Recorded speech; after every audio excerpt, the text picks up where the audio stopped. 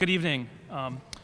Thank you for coming. My name is Mike Stankiewicz. I'm the chair of the Human Rights Commission, and we're putting this event on along with the Foundation Trust, who has been a great partner in our speaker series. And so I just want to thank everyone for coming. I want to thank the Foundation Trust and Lauren for supporting us in our endeavors. And you know, we get to do important events like this. And so with that, I'll turn it over to Lauren. Thank you. Thanks, Mike, and thanks to the Human Rights Commission. This event has been a really long time coming. We started planning this pre-COVID, and we kept pushing it back and pushing it back. So we are so glad to finally get to hold this important conversation with you. I'm Lauren Leitzow. I manage the Foundation Trust. We're a local nonprofit operating foundation that serves Melrose and surrounding communities. For those of you that aren't familiar with the Foundation Trust, I'll just do a quick little elevator pitch. We work with nonprofit and municipal programs, partnering with organizations and programs like the Melrose Human Rights Commission. We support programs that are creating new opportunities for underrepresented populations and those that are facing significant life adversity. At a time when there's so much in our world that's causing us heartache, I'm really grateful for spaces like these where we can come together and we can listen, we can learn, and we can find ways forward that strengthen us rather than divide. So tonight, I'm very excited to welcome Dr. Nancy Nealious. Dr. Nealious is a licensed psychologist who received her doctoral degree from Wheaton College and completed a postdoc fellowship at Baylor University as a trauma recovery specialist. She came up from Yale today to help us navigate this difficult and important topic of racial trauma and what that means for both individuals and communities. So following her presentation, we will have some time for questions. So if you're interested, we have this mic set up in the middle. If you'll come up and ask your questions there, it'd be appreciated. So with that, thank you all for being a part of this conversation, and please help me welcome Dr. Nancy Nealious.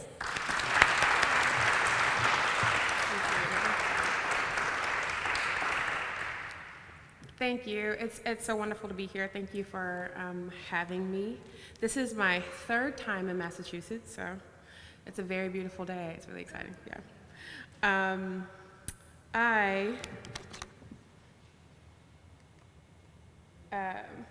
So it's been a. I'm gonna make an excuse here. Give you a caveat at the beginning. It's been a long semester, so please bear with me. So what I hope to kind of review with you all today is just kind of give a definition of trauma so that we're all on the same page, then what complex trauma is, and then get into what racial trauma is.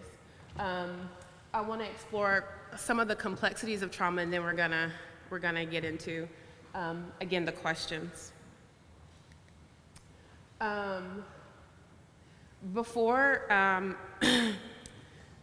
Before we get started, there is a poem I came across, and I wanted to read it because it just resonated with me. It's by Audre Lorde. It's called After Images, and it's part 3 of that poem. I inherited Jackson, Mississippi. For my majority, it gave me Emmett Till, his 15 years puffed out like bruises on plump boy cheeks. His only Mississippi summer, whistling a 21-gun salute to Dixie, as a white girl passed him in the street, and he was baptized, my son, forever. In the midnight waters of the Pearl, his broken body is the after image of my 21st year, when I walked through a northern summer, my eyes averted from every corner's photographies, newspapers, protest posters, magazines, police story, confidential, true. The avid insistence of detail, pretending insight or information, the length of gash across the dead boy's loins, his grieving mother's lamentations, the severed lips, how many burns, his gouged out eyes, sewn shut upon the screaming covers, louder than life, all over.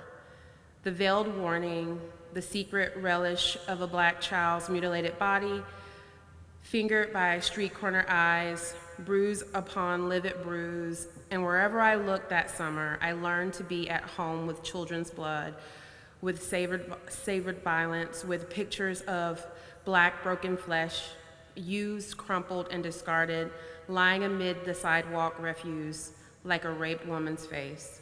A black boy from Chicago whistled in the streets of Jackson, Mississippi, testing what he'd been taught was a manly thing to do.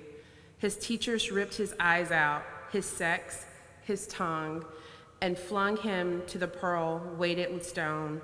They took their aroused honor back to Jackson and celebrated in a whorehouse, the double ritual of white manhood confirmed. When I read that poem, I was taken aback because it captured my experience. When I was originally asked to do this talk, I was actually preparing for another talk on racial trauma, and that was in 2021, I believe March 2021.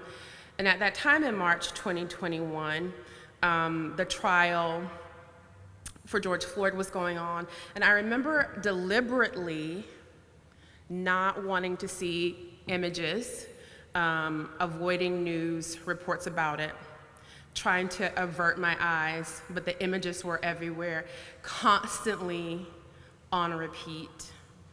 And unfortunately, I ended up seeing the image, the video of him being murdered.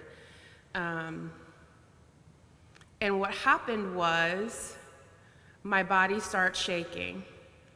I tried to take a deep breath, and my temperature in my body dropped, and I got the chills, and I couldn't breathe, and I text my friend, who's also a trauma specialist, because I knew I was having a trauma response at seeing a black man die and nobody helping him.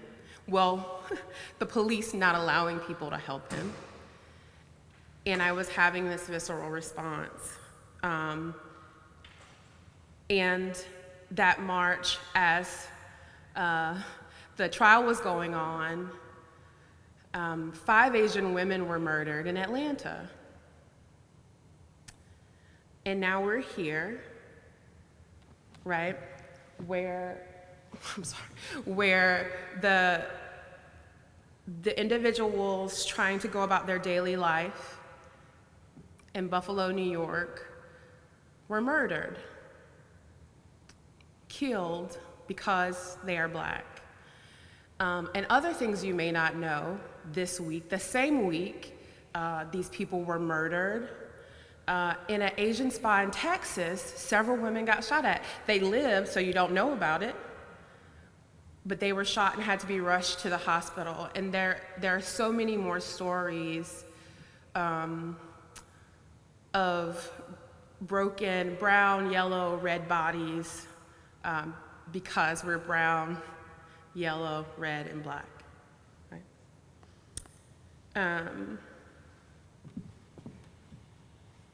I lost the thing. So something that I move around a lot, so I'm gonna try to be respectful of the microphone situation, but it's gonna be hard for me, so I apologize. Something that I like to do whenever I speak, particularly about trauma, is to kind of, I want you all to work with me. I'm gonna give you a task, and that is noticing your body, noticing what's happening in your body. Noticing what's happening right now. I wonder if there was tension as I read that poem. I wonder what was going on for you. And so I just want you to notice if my face becomes flushed, right? Or you get a chill, or there's some tension. So I want you to notice. And there's a children's book, and it's deliberately a children's book because I think that sometimes we forget that trauma and racial trauma impacts our children as well, right? There is a song in the back of this book that I think is delightful. I'm not going to sing it for you, but I will read the chorus, and actually maybe the first verse in the chorus. But it is, we listen to our bodies, let's practice what to do. Our bodies send us messages, trust yourself to help you through. If your body is feeling shaky, There may be something wrong. Are you feeling antsy? Your heart's pounding. Maybe you're not feeling strong. Does your face feel hot? Feel a shiver up your spine? Listening to our bodies helps us each and every time, right? So I love children's books because they often have good messages that I think are written for the adults, and they're the ones who are reading for the kids. So let's listen to our bodies. We'll do periodic check-ins, but that is how we're gonna work together, right? We're gonna listen to our bodies as we go through this actually pretty difficult, but hopefully healing talk. So trauma, what is this? Yeah, so the definitions that I use for trauma, I was gonna ask what is trauma, so you can tell where I'm used to being. But the definitions that I use for trauma are actually both from Bessel van der Kolk and Peter Levine, who are mental health professionals who really do focus on the fact that trauma is not the event that happened, but it is what's actually happening in our bodies, right? There are somatic things that we experience, there are visceral things that we experience. This quote from Bessel: "Trauma is not the story of something that happened back then, it is the current imprint of that pain, horror, fear living inside people," right? Then it's different in that it encompasses multiple events over a long period of time and a wide range of events. Complex trauma is often severe and pervasive. And this image that kind of gives you an example of the difference between experiencing a traumatic event and a complex living with complex trauma is from the National Child Trauma Network. And I pulled it from their website. They actually have a great book that really explains and goes through what complex trauma is. But you kind of get an image of the pervasiveness of complex trauma and how it is different than maybe a single event. While there is a lot of difficulty and darkness when there is an event that may cause a trauma response, when there's complex trauma and there's a pervasiveness to it, it's almost suffocating. It makes it hard a lot of times to see where you're going. It's kind of like you're living in a dense fog and you don't really know where you're going a lot of the time. Racial trauma is how we look at racial trauma. Then it's more like complex trauma than PTSD, because racial trauma is happening all of the time. People of color experience race-based stress on a daily basis. The definition I use here is experience or perception of danger related to both past and ongoing presidential treatment, including violence, threat of harm, shaming interactions, microaggressions, and witnessing harm to other peoples of color. I think a lot of times when individuals think of racial trauma, we do think of the events in Buffalo, we think of the events at the Atlanta spa shootings, we think of some of the other ones that I mentioned, but it's much broader than that. I think microaggressions became a buzzword a lot recently, but really the term isn't a new term. It was developed in the late 60s, early 70s by Dr. Pierce, who was a professor at Harvard, who realized there is still something going on, right? There's still racism going on, and there are these slights that happen that are digging at a person's psyche when somebody crosses the street not to be next to you, when someone clutches their bag extra tight when you walk in, when they didn't do that, when you're in a group of peers and you're the only person of color, and you're the group leader, and you're supposed to get the award, but the person gives the award to the white student because you surely couldn't be the group leader for your group, right? So these kinds of things are microaggressions. This diagram is actually one that I created for my dissertation because I couldn't find one that I liked to show what microaggressions could look like. They happen to small children. The example I told about getting an award at school, when they're told, you're just so articulate, as if they shouldn't be articulate. And the thing with microaggressions is that they're like paper cuts and nicks that happen throughout your life, and it becomes more and more and more pervasive. And if you've not dealt with that, you suffer the ramifications of that.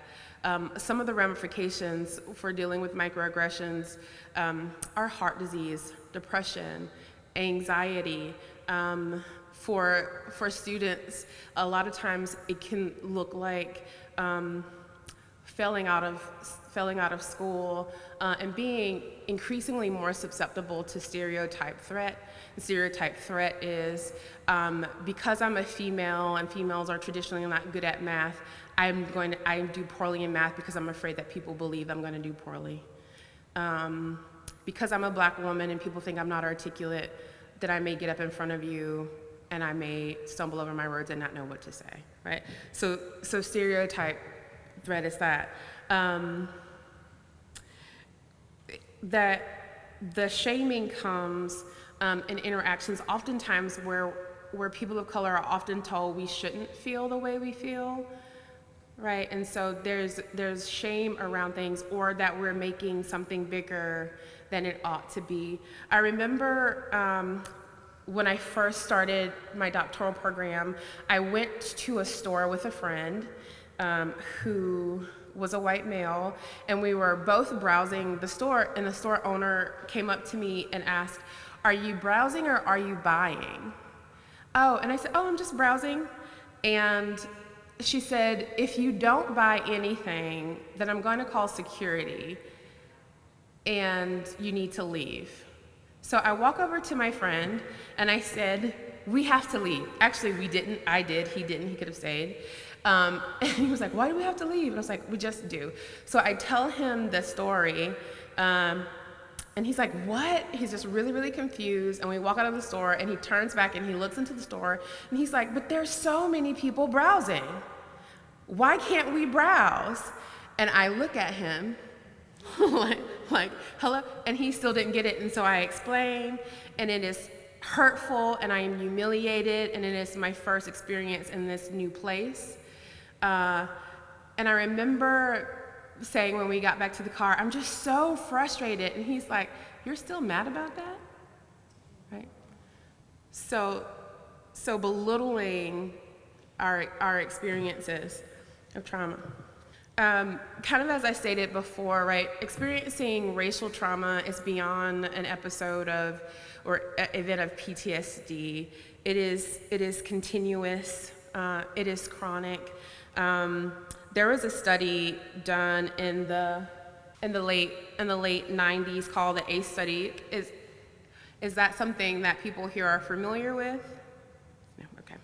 So the ACE study, ACE stands for Adverse Childhood Experiences, and what they found is that adverse childhood experiences kind of targeted every group. It didn't matter your race, your ethnicity, your socioeconomic status, where you're from. Everybody experienced some kind of adverse childhood experience, and if you have these experiences, the likelihood that there would be a negative outcome would be high. About 65% of the population has experienced an adverse childhood experience, and so what's indicated in that is the likelihood of obesity, the likelihood of homelessness, the likelihood of STD, the likelihood of incarceration, right? And the ACEs, they look at domains such as what is the stability like in your household, what is the events of danger that might be there, and also looking at neglect. Now, over the course of this longitudinal study and the years that it's gone on, because I believe they're still collecting data now, even though there was a seminal study, like people began to realize that people of color, particularly Black people, had higher ACE rates than people who were white. And they began to realize that there are systematic injustices that have happened that contribute to that. A lot of people of color are lower SES, which impacts their ability to obtain resources, which may impact stability of home. I think there's also kind of a movement to understand that it's not just the system, but there's also kind of historical components to what contribute to the impact of trauma for individuals. There is a trauma expert named Resmaa McKinnon, and he developed what's called the HIP theory. And so basically the HIP theory uses these 4 dimensions: historical, intergenerational, persistent, institutional, and personal traumas. And so he uses this theory to kind of explain that a lot of times when we think something may be only a personal trauma, there are persistent, institutional, intergenerational, and historical things that are impacting that for us. For example, I've been thinking about this incident since I started working on this presentation in particular. It's something that I'd forgotten about, but definitely has been coming to mind. Several years ago, I got off of work. At the time, I was working at a child advocacy center and part-time at a hospital emergency room. I'd gotten off early, and yes, I was speeding. I was going to visit my sister and my nephews, who were tiny at the time. They are no longer tiny. And an officer pulled me over, and I remember I was like shaking, vibrating. And when he got to my window, he said, "Why are you shaking like that? What did you do?" So he thought I did something other than speed. And I said, "Nothing." And we were having this dialogue, and then another police officer came. He's like, "Do you need assistance?" And he said no, and he was kind, but I remained like shook even until I got to my sister's house, and then after that. And I remember thinking, why am I so afraid? Because working at the Child Advocacy Center, I work with police officers regularly, right? They come into the office, we talk about cases, but I'd not been pulled over by one. I'd not committed a crime, I'd not done anything, but my body responded out of fear, right? My body thought there would be something that's happening. And so if we look at this HIP theory, it's not just a personal event that happened. I really want to turn around so bad. It's really hard to be still. It's not the personal event that happened. But you notice there's been this persistent institutional narrative of Black people in the United States with law enforcement, right? This kind of less protect and serve, in more actually policing. I'm going to be watching you. I'm going to be monitoring every step that you take, right? It's intergenerational because it started in the time of Jim Crow, and even before that with slavery, that we need to monitor the steps that Black people take, and not just Black people. We need to monitor the steps that these indigenous people take because they're untrustworthy. And that goes back to the historicity of being taken from your country and having your land taken from you, right? And so my body responded through all of these iterations of generations and all of these images of people that look like me being brutalized by people who are supposed to protect them. Oftentimes,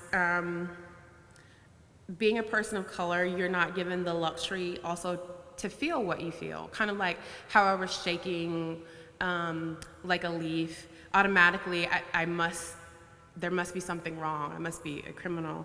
I wish I put this slide up here, and I realized that I didn't have it, but there was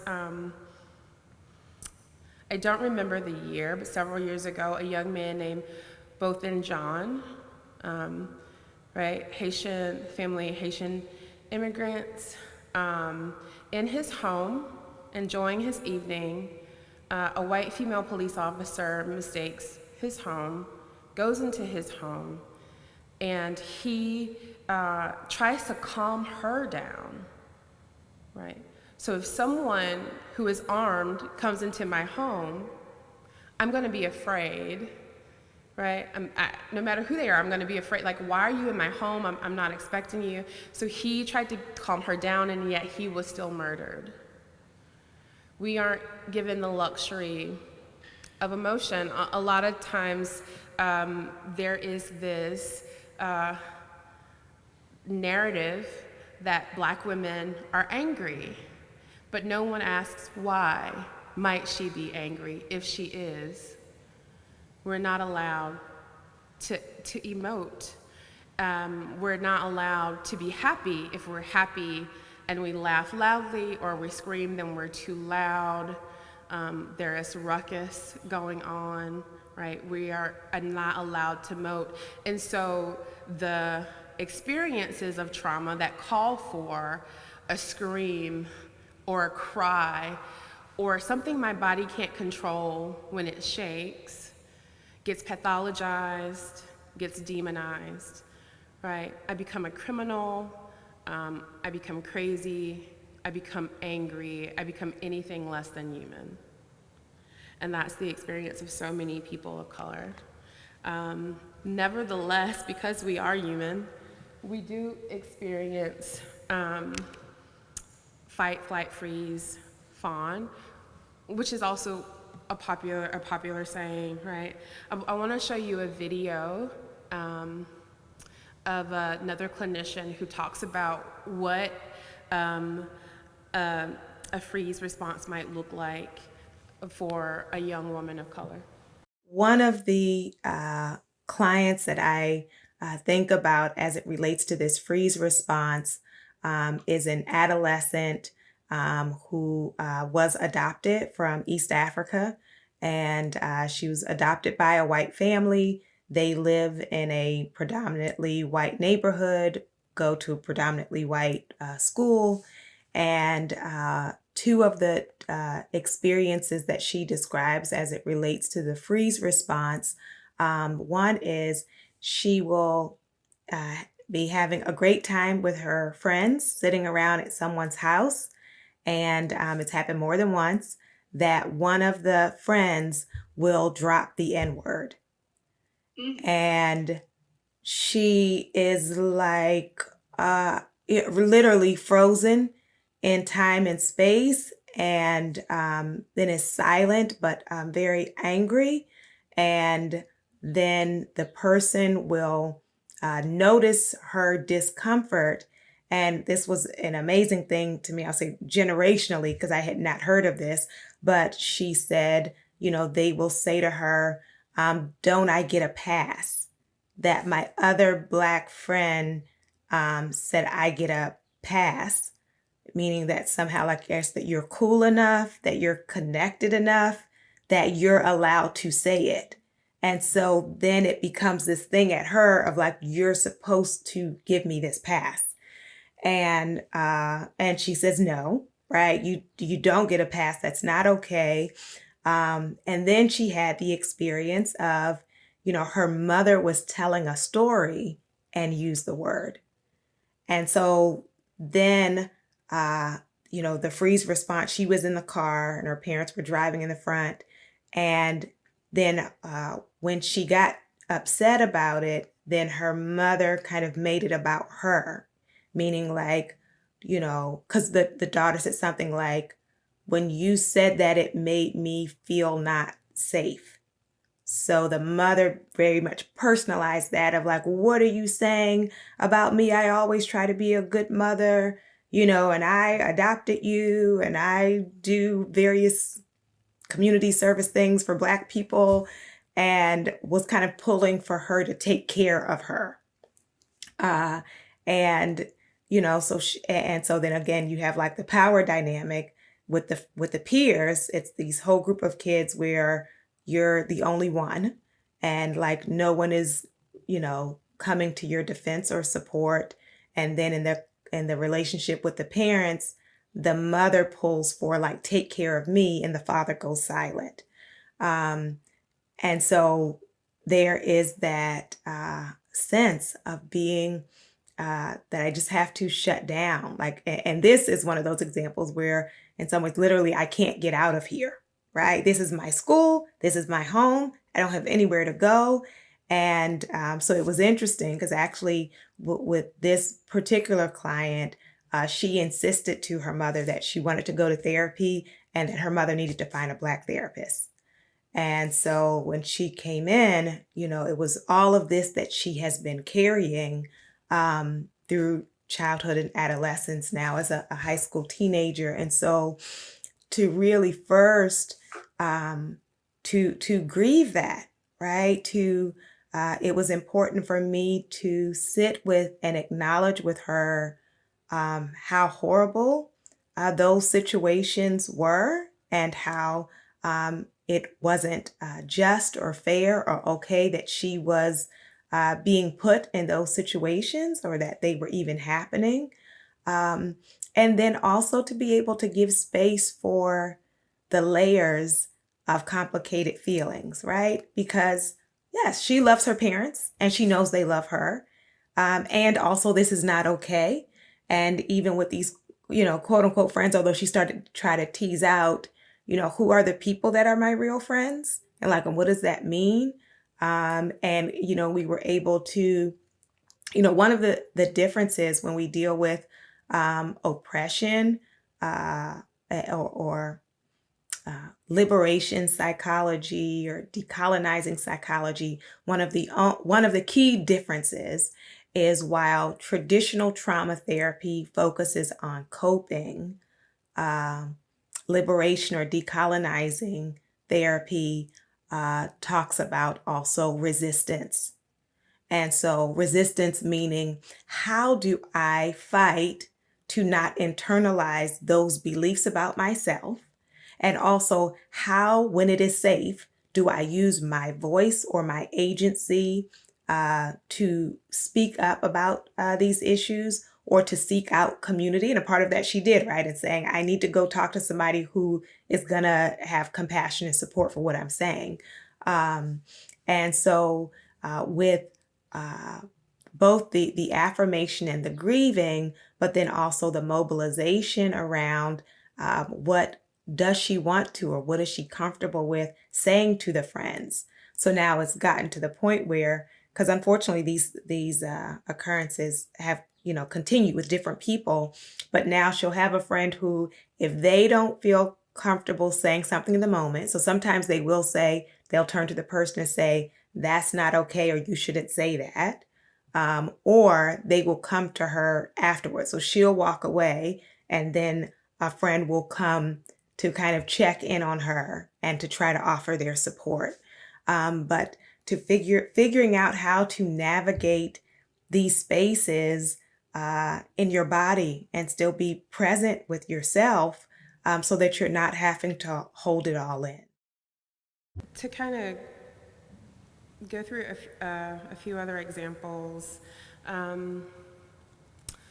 a fight response when someone experiences a racially traumatic event might be someone who you see yelling or screaming. There's actually, it's older, I'm not exactly sure how old, training video for race of a group of men who are talking through race together. It's called The Color of Fear. And one of the men, I think his name is David. I think the two men talking are named David, but I'm not completely sure. But one of the Black men begins to scream because a white man in the group doesn't understand why what he's saying is offensive. And even though he's been told it's offensive, continues to say what he's saying. This is what the issue is. He continues to say what he's saying. And the other man is just really upset about it, and he's like screaming, and he's yelling, and he's angry, and I think he does say, and I have a right to be. But everyone that you see who may have an attitude, or who may be screaming or yelling, may not know that they have a right to be, but they know that they may not even know what's happening in their body, but their body is saying, this is not okay, this is not safe, and you need to get out of this situation in any way that you can. So if I may be screaming at you to get away from you, right? It may look like avoidance, like someone who's experiencing flight. So if I am in a class and this professor continues to berate me or say things that are not okay, I may avoid going to them, right? Talking to them. I may kind of circumvent going by their office, right? So I'm fleeing when the class ends. I'm out of there. It's not a situation that I want to be in, because it's not a safe situation. So in my work, I primarily see people therapeutically, and then I also do some training, and I have some supervisees. And over the years, a lot of what I've also seen is kind of this freeze or collapse, because there is a weariness that comes with the pervasiveness of having to protect yourself. So one of the things she was mentioning in the video is that when the client, student, person, friend finds a safe space, but the issue is that it's often hard to find a safe space, and you're constantly looking maybe over your shoulder, you're uncertain what to happen. For a lot of students, and even some of the students who are in training where I am now, and at the end of their training, I'm the first Black female supervisor that they've ever had. And this is their first time to kind of come to my office and say, nobody understands why this was racist, even though no one said the N-word, no one hit me, it is not safe, and no one understands, and I can't say it, right? And so what they do is they avoid the other supervisors, they avoid talking about it. They may become more depressed, more drawn inward.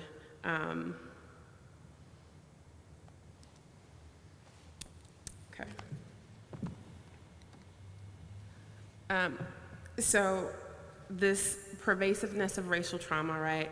It is, again, not one singular event, but several, almost daily events, right? And so if there is a chronic state of stress, then you're going to be in survival mode all of the time, a chronic state of survival. So I don't actually know I don't know if you can see this image, right? But it shows like that how your body is just continuously releasing cortisol when you're in such a high state of stress.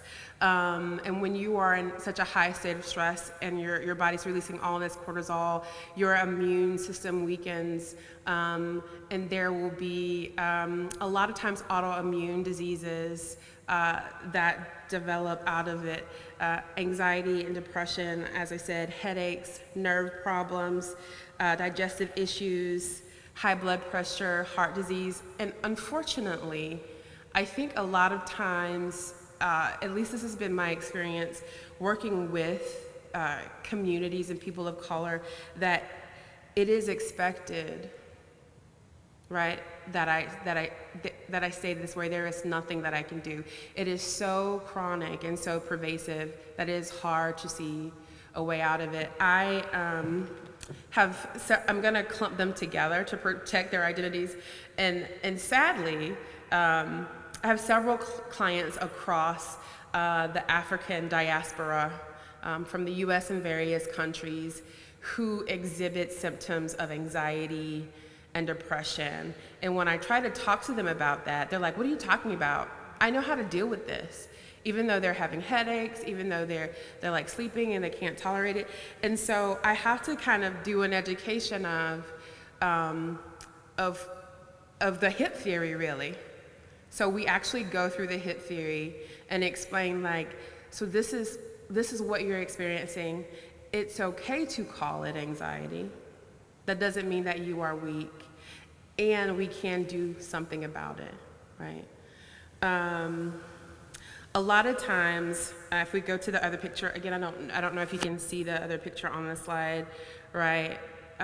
When there is an event that happens, people can go either into hypo arousal, where we're really activated. That may be like you're screaming, or you're doing something, or hypo arousal, right, where the client is suppressed and they're sleeping all of the time.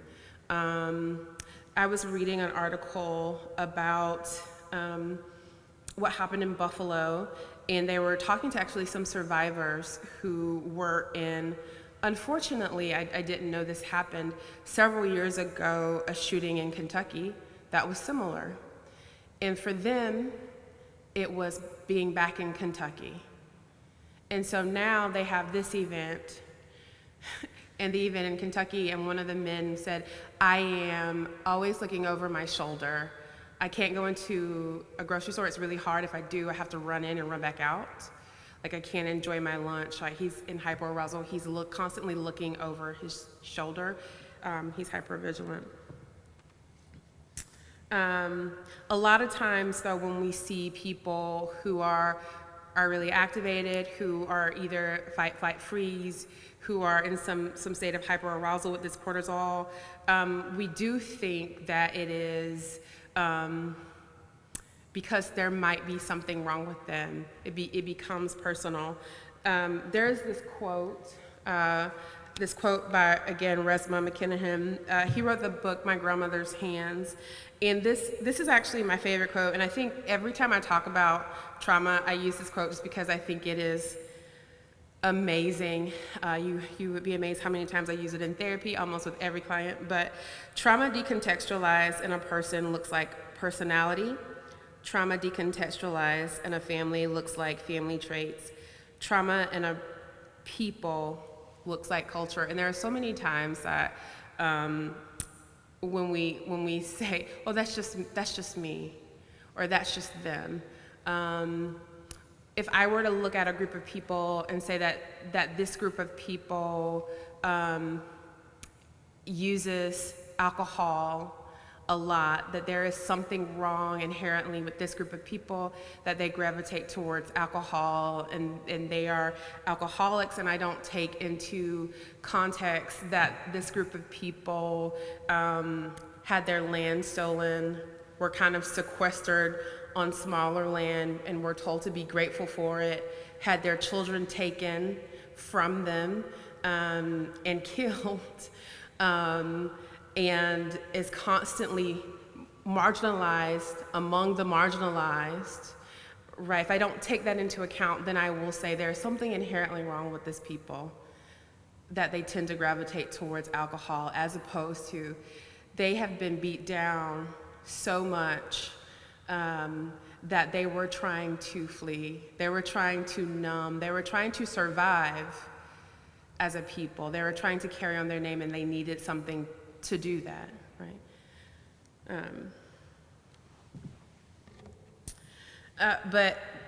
But along with that, I think something important to remember is the intersectionality of race and gender and sexuality, especially as it relates to trauma. I love this quote by trans activist. She says, "I don't want to be visible because I am trans. I want to be seen, affirmed, and celebrated as a whole damn person. I want to wake up without the threat of violence. I want to fall in love, raise a family, and pass down traditions my grandmama and mom passed me. I want to thrive without fear. I don't want to have to tell you all about my pain for you to then journey towards an understanding that trans folk deserve to breathe, to live and thrive in a world that celebrates all of who we are, humans. Dr. Lourdes Ashley Hunter, I would say I want what Dr. Hunter wants, right? I don't want to see people like me have killed in a grocery store for people to say, oh no, there's something wrong here, there's something going on here. I don't want people murdered in a spa for people to want people who look like some of my friends to live and have a thriving life. It should not take the tragedies and the constant images that, frankly, I think we're becoming, what is the word I'm looking for? Numb to, right? To kind of be the takeaway for people to understand that we are also human, that we have families, that we love our families, right? I saw this little girl who was a survivor of the Buffalo shooting and her father, and the news anchor asked, were you scared? And she said, no, I wasn't scared because I had my daddy and my daddy was there. And that goes so much against the narrative of the Black community and what people think of us, right? But they were a family and looking for their mom, and she felt safe because she always knew her daddy would be there. That shouldn't take that interview of a 7-year-old talking about one of the scariest things that has happened in her life for people to understand that we're human.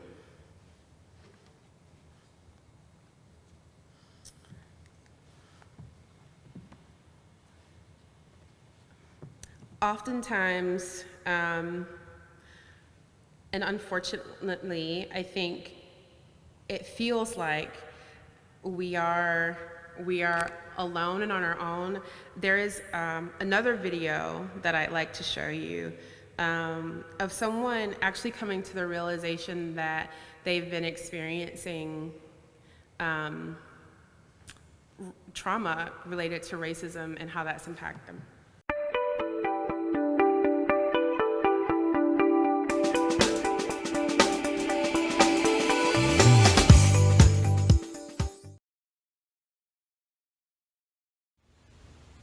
My grandfather was a sharecropper in rural Arkansas. He worked until he could have enough money to have his own land, and he did it. I believe my grandfather, my mother, and my ancestors racially fought for me, and they did. And now I'm fighting for the racial well-being of my children and their healing. It wasn't that long ago, I was so exhausted and discouraged. I was beaten down. I couldn't find a solution or what was bothering me. I had no idea what it was, but I almost felt like if other people would behave, I would feel better. I'll never forget. It was August 2017, and I went to see my primary care doctor. And she told me I needed to take off from work. You need a break. I said, sure, I'll take a break. How about in a couple weeks? And she said, how about Wednesday? That was a stark reality. I couldn't believe it. I didn't know what I didn't know. I didn't know I was suffering from unhealed experiences which occurred from working in predominantly white institutions. I couldn't self-rescue. I couldn't explain what it was. I couldn't tell you how it happened. All I knew is that something didn't feel right.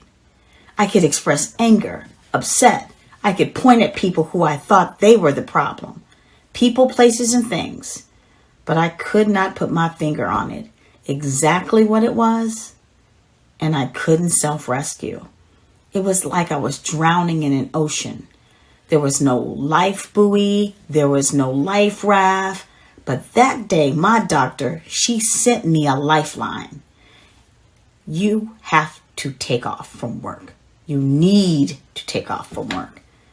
And that was a hard stop for me.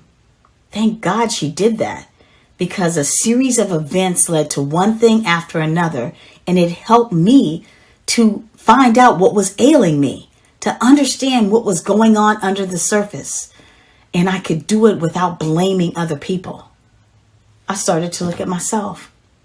I was in the middle of researching trauma for my doctorate. As I was reflecting on my own life and my doctor telling me to take off, I heard this small voice say, "You're the subject of your research." And I listened, and I became the subject of my own research in autoethnography. I wrote about my lived experiences, and as a result, it changed my life. The way I show up in the world today, the amount of love and care I have for myself and others, is a direct result of this research. I studied my experiences in predominantly white organizations, and my educational career was a long one. I had been a teacher, a teacher's assistant, assistant principal, director of academic programs. I even served on the executive team of a superintendent. And many of my racialized experiences felt like 1,000 paper cuts. I was hurting from an invisible foe. This is how I completed the research. I wrote about my lived experiences in 3 organizations. I gathered data, pictures, poems, written reflections, experiences, and I discerned each one. I coded them. So coding and qualitative research is I defined and understood each artifact. I looked at each artifact, highlighted parts or all of it. So for example, if I had an incident occur and I thought that it represented settler colonialism, I would define what settler colonialism meant to me in that situation. So my research consists of 61 artifacts and 178 highlighted quotes. 6 themes emerged: organizational trauma, racial trauma, systemic oppression, settler colonialism, white supremacy, and racial healing. The most prevalent experience was racial trauma. The one with the least amount was racial healing. Racial trauma happened 5 times more than racial healing. So I discovered from researching myself that my everyday racialized experience produced a trauma response. And I better understood the findings through the lens of STAR, Strategies for Trauma Awareness and Resilience, which is at the Center of Justice and Peace Building at the Eastern Mennonite University. It was written as a response for healing for 9/11. I began studying STAR in 2015, unaware in 2017 I would be using it. But what I saw was once a trauma happened, there was a response that occurred in my body.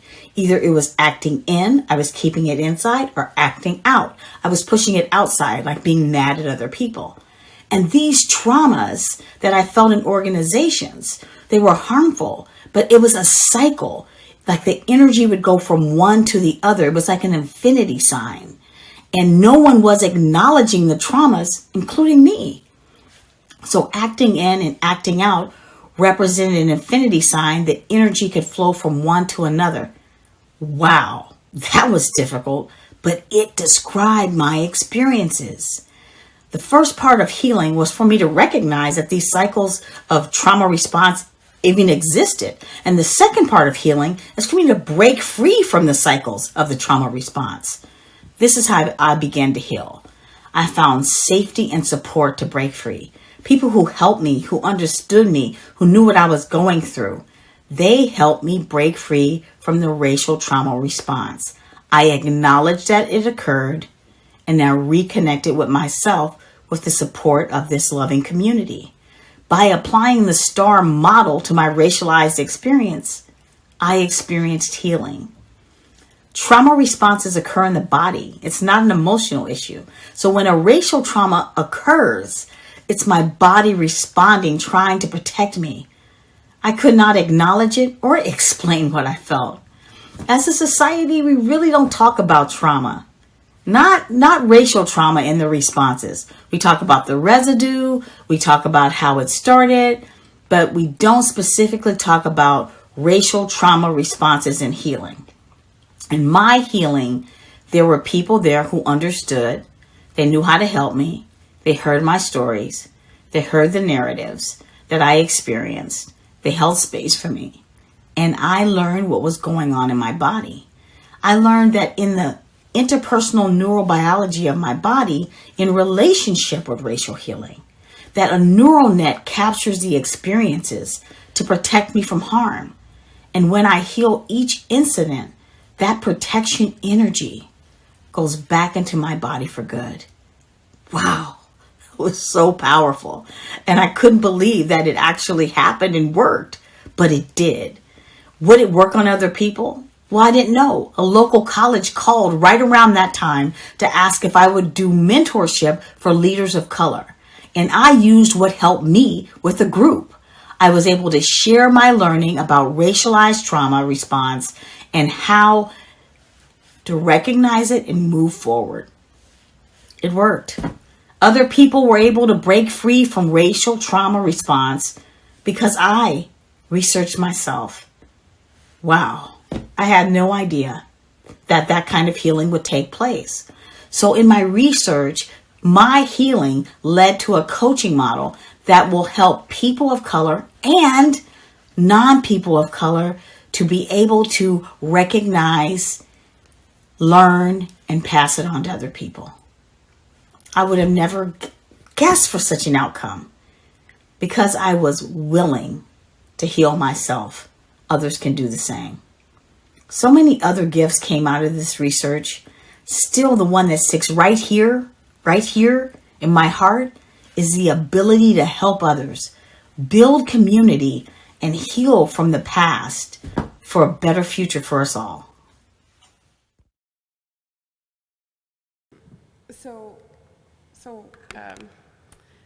As we talk about healing, what stood out to me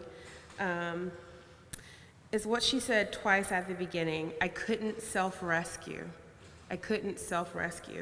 A lot of times when individuals experience incidents of racism, it's shameful, it's embarrassing, it's difficult.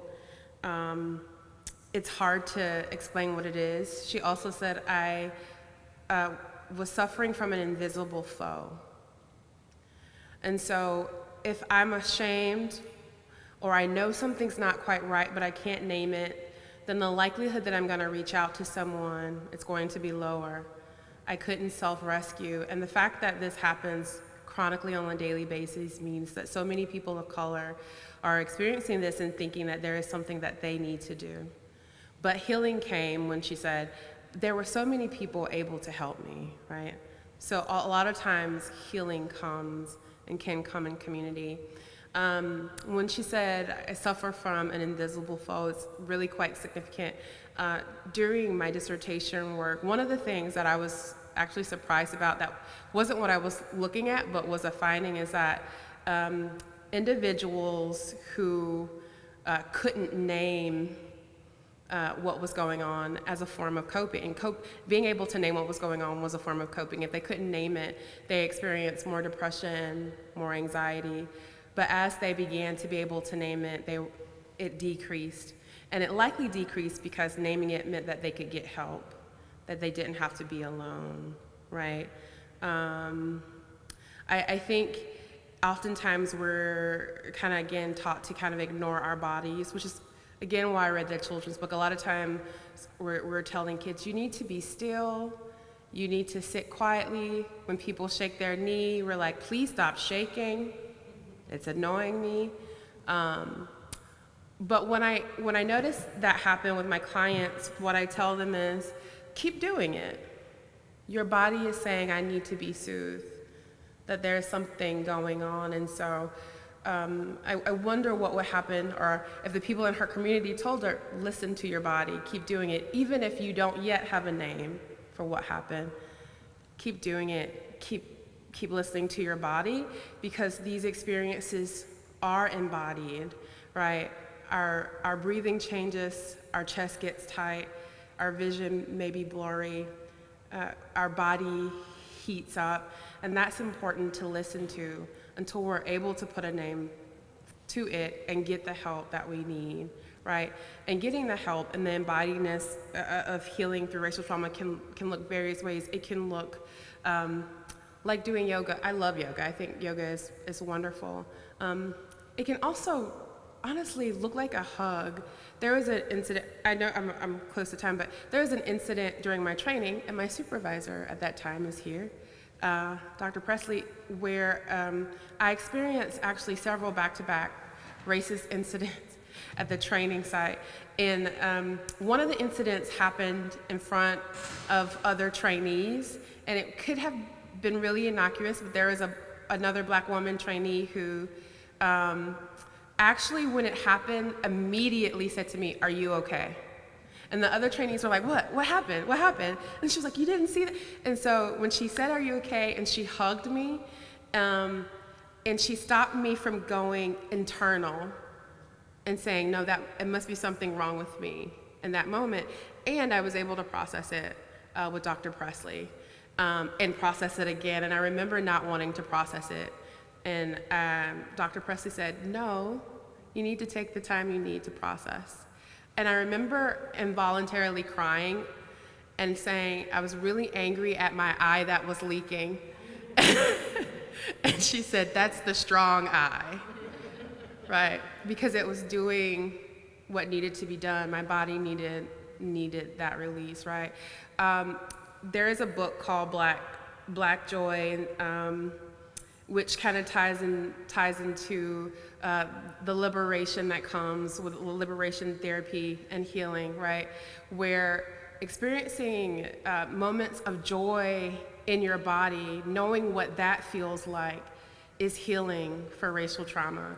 And that, for some people, may look like being on a trampoline, or river dancing, or break dancing, or singing, or humming, or rocking.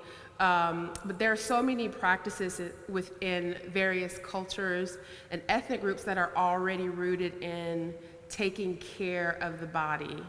A lot of times racial trauma tries to separate us from that culture and those healing practices.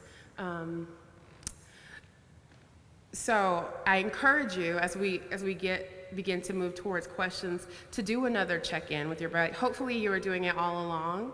But to do another check-in with your body and see how your body is doing, and see what your body might need.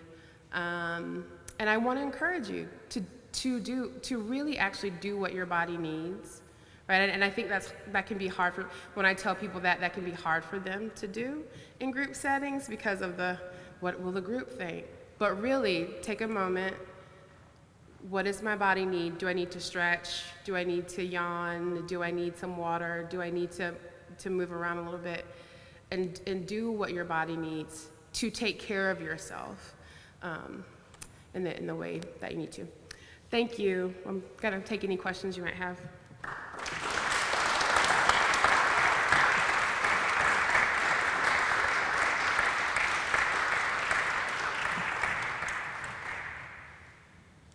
True. It is racism. It's a form of racism, and they can call it that. You can tell them it's a form of racism. Yeah. Simple answer. Not involved. So why it's called microaggressions was in the 60s and the 70s when Dr. Pierce came up with that term. It was during an era where people in the US were beginning to kind of say, we're not racist anymore, that we're not blatantly, we don't have up signs with colored drinking and white only drinking, there is no segregation here. And he began to notice, no, there are these lights, right? So it's a term that's been around for a long time, that's kind of blown up, but it's been around for a long time. So it is racism. It's just, he was showing the nuance of it. Yeah.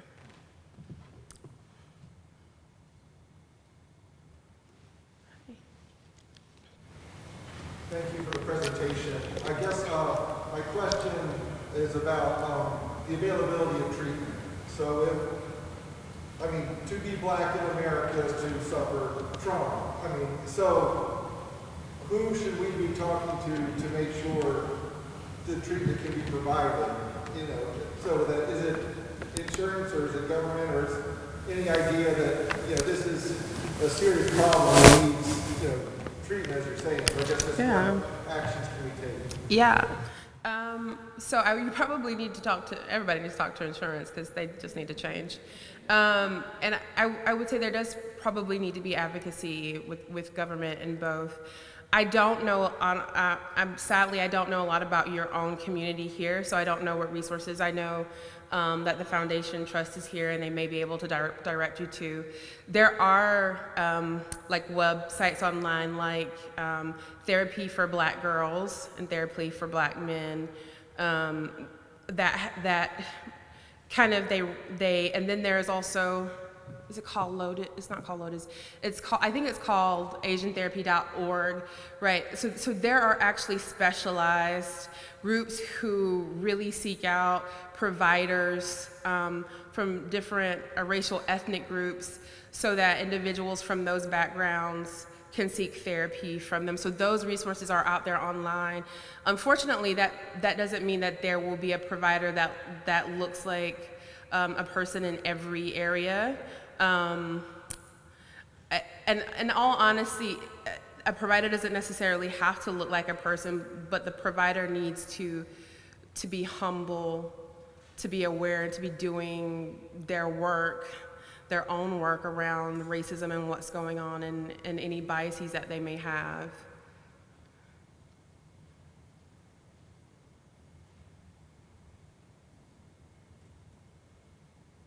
Any other questions?